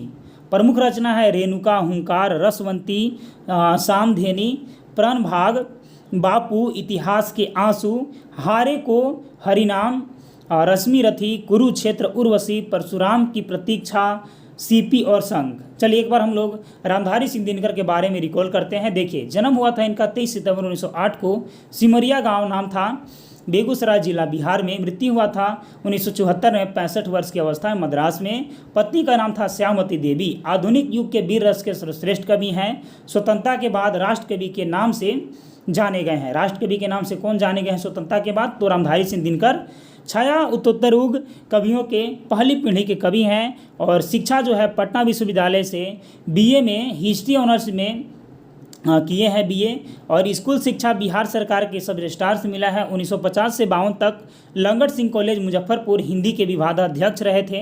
भागलपुर विश्वविद्यालय के उप कुलपति 1963 से 65 तक रहे थे। भारत सरकार के हिंदी सलाहकार के रूप में 1965 से 71 तक रहे थे। इनका जो पुरस्कार था वो था पद्म भूषण पुरस्कार 1955 और संस्कृत के 4 अध्याय साहित्य अकादमी पुरस्कार 1959 और उर्वशी के लिए भारतीय ज्ञानपीठ पुरस्कार 1972। कुरुक्षेत्र जो है वो विश्व के 100 काव्य में से 74वां रैंक पर आता है। 1952 से 64 तक राष्ट्रपति द्वारा मनोनीत सदस्य थे रामधारी सिंह दिनकर। 34 काव्य है इनका, 26 गद्य है, 11 निबंध है, महाकाव्य 2 है, कुरुक्षेत्र और उर्वशी। प्रमुख रचना है रेणुका, हुंकार, रसवंती और सामधेनी, प्रणभंग और बापू, इतिहास के आंसू, हारे को हरिनाम और रश्मि रथी, कुरुक्षेत्र, उर्वशी, परशुराम की प्रतीक्षा और सीपी और संघ। ठीक है, चलिए आगे देखते हैं। आगे है दोस्तों अज्ञेय के बारे में। किसके बारे में है? तो आगे है अज्ञेय के बारे में। तो चलिए अज्ञेय के बारे में हम लोग पढ़ते हैं। देखिए, इनका नाम है दोस्तों सजदानंद हीरानंद वात्स्यायन अज्ञेय। नाम क्या है? सजदानंद हीरानंद वात्स्यायन अज्ञेय। जन्म हुआ है इनका 7 मार्च 1911 को कुशीनगर यूपी में। जन्म हुआ है इनका 7 मार्च 1911 को कुशीनगर यूपी में। मृत्यु हुआ है 1987 में दिल्ली में। पत्नी का नाम था दोस्तों कपिला वात्स्यायन। पत्नी का नाम था कपिला वात्स्यायन। पिता का नाम था पंडित हीरानंद शास्त्री। पिता का क्या नाम था? तो पंडित हीरानंद शास्त्री नाम था। शिक्षा 10वीं पंजाब से किए थे, 12 मद्रास से किए थे, बीएससी लाहौर से किए थे और एमए इंग्लिश ऑनर्स लाहौर से ही किए थे एमए। ठीक है।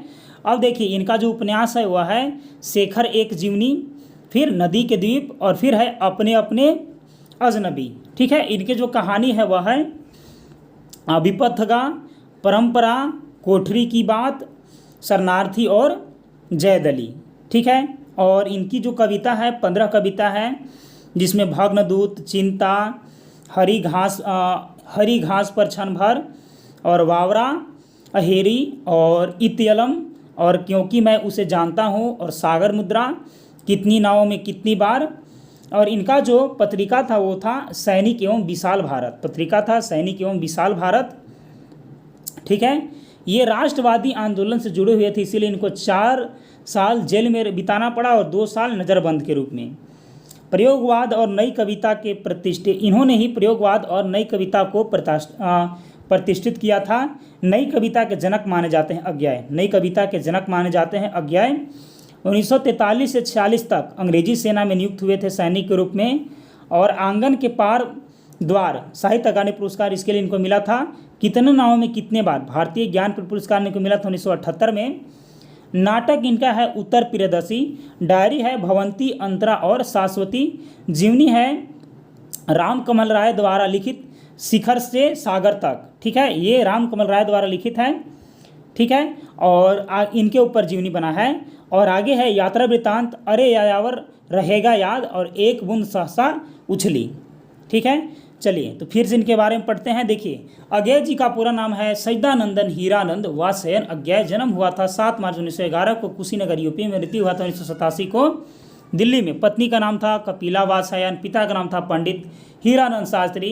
शिक्षा मिला इनका 10 का पंजाब से, 12 का मद्रास से, बीएससी का लाहौर से, एमए का लाहौर इंग्लिश ऑनर्स से। उपन्यास है शेखर एक जीवनी, फिर है नदी के द्वीप, फिर है अपने अपने अजनबी। कहानी है विपथगा, परंपरा, कोठरी की बात और शरणार्थी और जयदोल। ठीक है। कविता है इनका 15, जिसमें कि भग्नदूत है, चिंता है और हरी घास पर क्षण भर है, वावरा हेरी है और इत्यलम है, क्योंकि मैं उसे जानता हूँ, सागर मुद्रा है, कितनी नावों में कितनी बार है। राष्ट्रीय आंदोलन से जुड़े थे, 4 साल तक जेल में रहे हैं, 2 साल नज़रबंद रहे हैं। प्रयोगवाद और नई कविता के प्रतिष्ठित इन्होंने किया था। इनको नई कविता के जनक के रूप में जानते हैं। 1943 से 46 तक अंग्रेजी सेना में नियुक्त हुए थे और आंगन के पार द्वार के लिए इनको साहित्य अकादमी का पुरस्कार मिला था। कितनी नावों में कितनी बार के लिए इनको भारतीय ज्ञानपीठ पुरस्कार 1978 से सम्मानित किया गया था। नाटक है इनका उत्तर प्रियदर्शी और डायरी है इनका भवंती, अंतरा और शाश्वती। जीवनी है इनका राम कमल राय द्वारा लिखित शिखर से सागर तक। यात्रा वृत्तांत है अरे यायावर रहेगा याद और एक बूंद सहसा उछली। पत्रिका है इनका सैनिक एवं विशाल भारत। ठीक है दोस्तों, तो ये था अज्ञेय जी के बारे में। चलिए आगे बढ़ते हैं। आगे जो है वह है नागार्जुन। ठीक है। तो चलिए नागार्जुन के बारे में हम लोग पढ़ते हैं। देखिए नागार्जुन। ठीक है। नागार्जुन का नाम था वैद्यनाथ मिश्र। नागार्जुन का नाम था वैद्यनाथ मिश्र। ठीक है। नागार्जुन का नाम था वैद्यनाथ मिश्र। इनका जन्म हुआ था 11 जून 1911 को। 11 जून 1911 को। गांव का नाम है सतलखा, मधुबनी जिला। गांव का नाम है सतलखा, मधुबनी जिला। पैतृक गांव जो था इनका तरौनी दरभंगा था और सतलखा इनका नानी के घर था। ठीक है। अब देखिए मृत्यु हुआ था इनका 1998 में। पिता का नाम था गोकुल मिश्र। नागार्जुन के पिता का नाम था गोकुल मिश्र। माता का नाम था उमा देवी। विचारधारा है इनका प्रगतिवादी। विचारधारा है इनका प्रगतिवादी। घुमक्कड़ व्यक्ति थे। क्या थे? घुमक्कड़ व्यक्ति थे।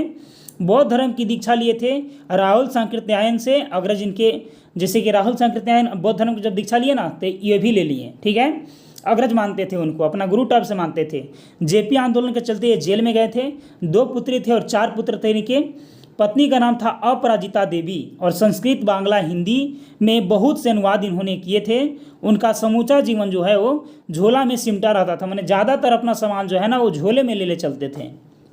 इनका जो उपनाम है वह है, और भी उपनाम है जैसे कि नागार्जुन उपनाम है। मेन नाम तो इनका वैद्यनाथ मिश्र है, तो नागार्जुन उपनाम है जो कि हिंदी में है। और यात्री जो है वो मैथिली में उपनाम है। यात्री क्या है? तो मैथिली में उपनाम है।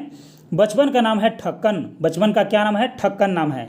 उपन्यास जो है ना वो है रतिनाथ की चाची, रतिनाथ की चाची उपन्यास है। और बचलनामा नई पौधा, बचलनामा उपन्यास है, नई पौधा उपन्यास है। बाबा बटेश्वर नाथ उपन्यास है, गरीबदास उपन्यास है, हीरक जयंती, दुख मोचन और जमनिया का बाबा और वरुण के बेटे और कुंभीपाक, ये सब जो है ना, ये सब इनका उपन्यास है।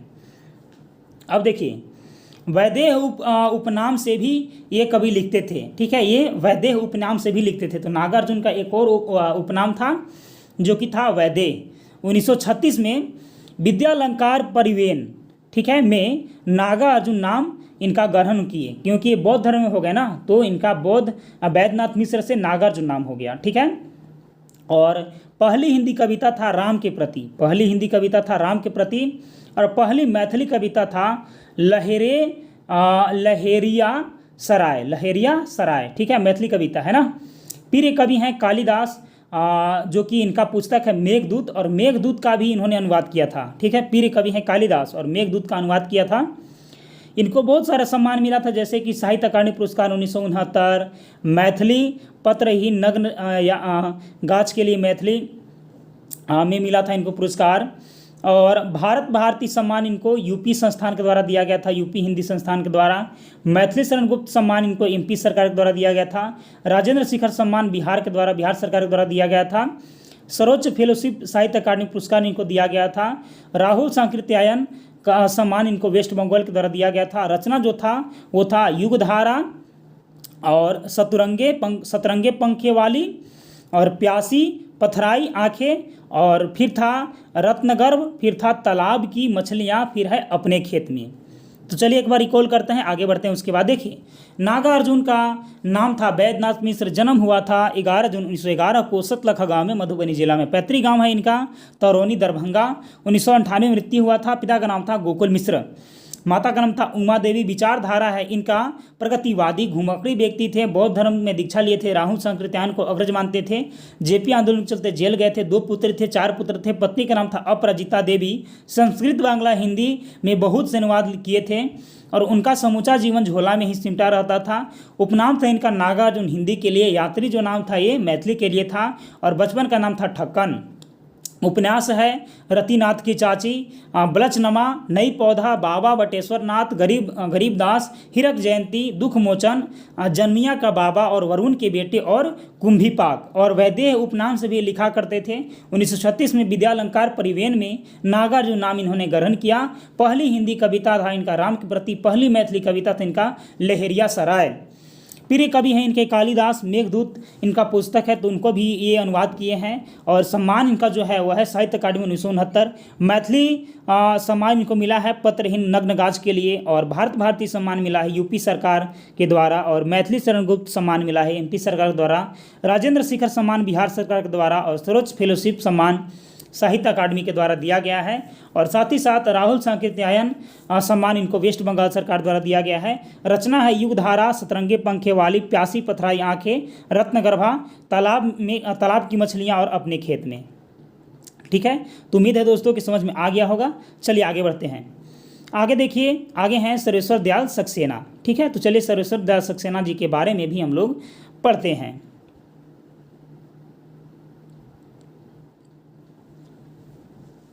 देखिए, सर्वेश्वर दयाल सक्सेना का जन्म हुआ था दोस्तों 15 सितंबर 1927 को बस्ती में। 15 सितंबर 1927 को बस्ती में। मृत्यु हुआ था 1983 में नई दिल्ली में। पिता का नाम था विश्वेश्वर दयाल, पिता का नाम था विश्वेश्वर दयाल, और माता का नाम शिक्षा जो मिला था इनका वो इलाहाबाद से बीए किए थे, और 1949 में फिर एमए किए थे। ठीक है, ऑल इंडिया रेडियो के सहायक संपादक रहे थे 1960 तक, और लखनऊ रेडियो स्टेशन में काम किए थे 1964 में। 1964 में दीनमान पत्रिका से जुड़ गए थे, और 1982 में बाल पत्रिका पराग के संपादक बन गए थे।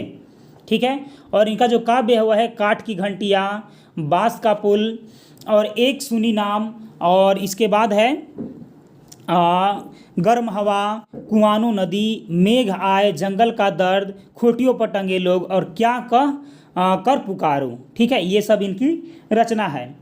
बाल नाटक में प्रचलित थे ज़्यादा। भो भो खो खो बाल नाटक है इनका, 1975 का है। लाख की नाक है, बाल कविता है, बबूता का जूता और महू की टाई। ठीक है। इनका यात्रा वृत्तांत है कुछ रंग कुछ गंध, नाटक है इनका बकरी, सभी भारतीय भाषा में अनुवादित किया गया है बकरी को, नाटक को। और लड़ाई है नाटक है, अब गरीबी हटाओ नाटक है, कल भात आएगा या हवालात, ये भी इनका नाटक है। और कहानी जो है वह है पागल कुत्तों का मसीहा, सोया हुआ जल, लघु उपन्यास है दोनों। पागल कुत्तों का मसीहा, सोया हुआ जल लघु उपन्यास है। उड़े हुए रंग उपन्यास है और शून्य चौखट के नाम से बाद 1974 में प्रकाशित हुआ था। कच्ची सड़क और अंधेरे पर अंधेरा और 7 कहानियों का रूसी अनुवाद इनका जो है संपादन वाला किया गया था, रूसी में अनुवाद। ठीक है। तो चलिए एक बार रिकॉल करते हैं। देखिए, सर्वेश्वर दयाल सक्सेना का जन्म हुआ था 1927 में बस्ती में, मृत्यु 1983 में नई दिल्ली में। पिता का नाम था विशेश्वर दयाल। शिक्षा इलाहाबाद से BA और 1949 में MA। ऑल इंडिया रेडियो के सहायक संपादक 1960 में, लखनऊ रेडियो स्टेशन में काम किया 1964 में। 1964 में दिनमान पत्रिका से जुड़ गए थे। 1982 में बाल पत्रिका पराग के संपादक रूप में काम किए थे। और काव्य जो है इनका काठ की घंटियाँ हैं, बांस का पुल है, एक सुनी नाम है, और गर्म हवा है, कुआनो नदी है, मेघ आए है, जंगल का दर्द है, खुटियों पटंगे लोग है, क्या कहकर पुकारू है, बाल नाटक है, भोभो खोखो 1975, लाख की नाक है, बाल कविता है, बबूता का जूता और महंगू की टाई। और यात्रा वृत्तांत है कुछ रंग कुछ गंध, नाटक है बकरी, सभी भारतीय भाषाओं में अनुवाद है। लड़ाई इनका नाटक है। अब गरीबी हटाओ नाटक है। कल भात आएगा या हालात, ये नाटक है। कहानी जो है पागल कुत्तों का मसीहा है, सोया हुआ जल है, ये लघु उपन्यास है दोनों। उड़े हुए रंग उपन्यास है और बाद में इसको शून्य चौखट के नाम से 1974 में प्रकाशित किया गया था। कच्ची सड़क है और अंधेरे पर अंधेरा है और 7 कहानी का रूसी अनुवाद है। ठीक है। चलिए अब हम लोग आखिरी कवि के बारे में पढ़ने वाले हैं, जिनका नाम है दोस्तों धूमिल। क्या नाम है इनका? इनका नाम है धूमिल। तो चलिए आरंभ करते हैं और इनको भी समाप्त करते हैं पढ़ के। देखिए, धूमिल का मूल नाम था सुदामा पांडे। धूमिल का मूल नाम क्या था? सुदामा पांडे, उपनाम था धूमिल। ठीक है। जन्म हुआ था इनका 1936 में खेलवी गांव वाराणसी में। जन्म हुआ था 9 नवंबर 1936 को खेलवी गांव वाराणसी में। मृत्यु हुआ था 1975 को 38 वर्ष में। इनको ब्रेन ट्यूमर हो गया था, धूमिल को ब्रेन ट्यूमर हो गया। ठीक है, याद रखिएगा, 38 वर्ष में धूमिल को ब्रेन ट्यूमर हो गया था, मृत्यु हो गया था। पिता का नाम था शिवनायक पांडे। पिता का नाम था शिवनायक पांडे और माताजी का नाम था रजवंती देवी। माताजी का नाम था रजवंती देवी, पत्नी का नाम था मूरत देवी। मरणोपरांत इनको साहित्य अकादमी पुरस्कार 1979 से सम्मानित किया गया है। संपादक जो थे उस समय राजशेखर थे। ठीक है, किसका? तो कल सुनना मुझे वाला का। आगे इसके बारे में पढ़ेंगे। अभी देखिए, 10वीं क्लास के बाद इन्होंने 1958 में ITI किया था और विद्युत से डिप्लोमा किए थे। अनुदेशक के रूप में इन्होंने वहीं पर कार्य किया था, जहाँ से ITI किए थे ना, वहीं पर बिजली अनुदेशक के रूप में वहीं से काम किए थे। और गाँव के पहले ऐसा व्यक्ति थे जो कि मैट्रिक पास हुए थे 1953 में। ठीक है। धूमिल कलकत्ता में लोहा ढोने का काम भी किया था। बाद में इनको एक दोस्त थे, उनको मैसर्स तलवार ब्रदर्स प्राइवेट लिमिटेड कंपनी में नौकरी लगवा दिए थे। और धूमिल के 3 काव्य संग्रह है। ठीक है, पहला है संसद से सड़क तक, इसका प्रकाशन धूमिल ने ही किया था, लेकिन आगे आने वाले जो पुस्तक 2 था उसका संग्रह किसी और ने किया था, जैसे कि कल सुनना मुझे। इनका प्रकाशन किया गया था राजशेखर के द्वारा। इसके चलते इनको साहित्य अकादमी पुरस्कार मिला था 1979 में धूमिल जी को। ठीक है। और सुदामा पांडे का प्रजातंत्र, इनका संपादक जो है ना, इनका संपादक किए थे रत्नशंकर, जो कि रत्नशंकर जो है ना वो धूमिल के पुत्र हैं। रत्नशंकर धूमिल के पुत्र हैं। और धूमिल का समग्र जो है ना वो 3 खंडों में 2021 में संपादित फिर से किया गया है। और धूमिल की कविताएं डॉक्टर सुखदेव संपादक किए हैं धूमिल की कविताएं को।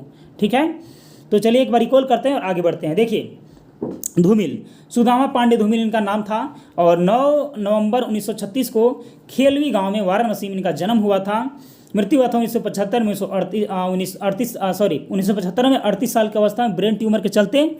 पिता का नाम था शिवनायक पांडे, माताजी का नाम था रजवंती देवी, पत्नी का नाम था मूरत देवी।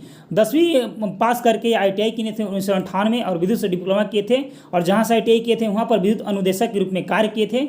गांव के पहले ऐसा व्यक्ति थे जो कि मैट्रिक पास हुए थे 1953 में। और आगे बढ़ते हैं। धूमिल कलकत्ता में लोहा ढोने का काम किया था। बाद में उनको दोस्त एक कंपनी में, प्राइवेट कंपनी में, जिसका नाम था मैसर्स तलवार ब्रदर्स प्राइवेट लिमिटेड, नौकरी में लगवा दिए थे। और धूमिल के 3 काव्य संग्रह है, जिसमें कि संसद से सड़क तक है, कल सुनना मुझे है, और एक जो धूमिल की कविता है वह है। तो संसद से सड़क तक जो है वो धूमिल जी खुद प्रकाशन किए थे 1972 में, और कल सुनना मुझे 1976 में प्रकाशन हुआ था, और मरणोपरांत इसका संपादक किए थे राजशेखर जी। साहित्य अकादमी पुरस्कार इनको लिए धूमिल को मिला था मरणोपरांत। और सुदामा पांडे का प्रजातंत्र इनके बेटे रत्नशंकर द्वारा संपादित किया गया था, और धूमिल का समग्र 3 खंडों में 2021 में संपादित किया गया है। और धूमिल की कविताओं का नाम है धूमिल की कविताएं एक संग्रह है जो कि डॉक्टर सुखदेव के द्वारा संपादित किया गया है। तो आज हम लोग सारे के सारे लेखकों के बारे में हम लोग पढ़ लें दोस्तों। चलिए अब हम लोग एक टेबल में हम लोग लेखक के जन्म तिथि और उनके मृत्यु डेव के बारे में पढ़ेंगे। देखिए दोस्तों, यहाँ पास है कि भारतेंदु जी का जन्म हुआ था 1850 में, वाराणसी में मृत्यु हुआ था 1885 में। मैथिली शरण गुप्त का जन्म हुआ था 1886 में, यूपी चिरगांव में 1964 में मृत्यु हुआ था। सूर्यकांत त्रिपाठी निराला जी का जन्म हुआ था 1899 में, 1961 में मृत्यु हुआ था। निराला जी का जन्म मिदनापुर में हुआ था बंगाल में, ठीक है। सुमिता नंदन पंत का जन्म हुआ था 1900 में, कौसानी यूपी में 1977 में मृत्यु हुआ था। महादेवी वर्मा का जन्म हुआ था 1907 में, फर्रुखाबाद यूपी में 1987 में मृत्यु हुआ था, ठीक है। चलिए आगे देखिए, आगे हैं दोस्तों, जयशंकर प्रसाद का जन्म हुआ था 1889 में, मृत्यु 1937 में, जन्म हुआ था वाराणसी में।